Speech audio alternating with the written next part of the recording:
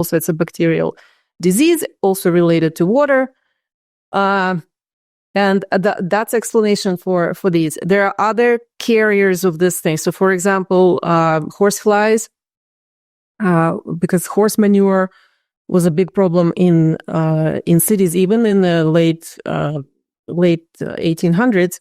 New York City, for example, rapidly growing cities where the only form of transportation is horses. So manure is everywhere. They had a huge problem removing it and putting it somewhere and dumping it into the bay where then it grows algae. Like it's a huge problem. And that was solved by inventing cars. Now, while that was happening, of course, you had different other typhus, dysentery, because manure gets into the water.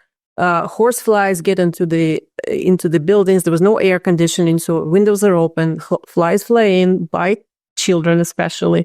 Mosquitoes, the same. They also carry these common proteins, and that's source of malaria and other. The smallpox that's how it spread. So you have to think about these vectors feeding off of some sort of a sewer and then biting people and introducing these toxins and proteins into their bloodstream.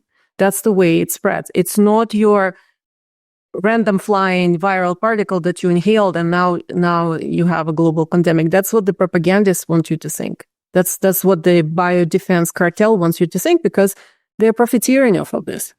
Well, of course, if it's a virus, then they can give you a vaccine against it. If it's just something that's environmental, they can't do anything about that. So there's no money in it. Yep.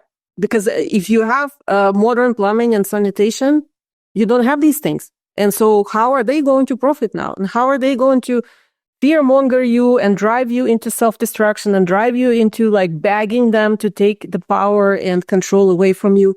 I mean, all of this is about that. Yes. And that's everything you've just said.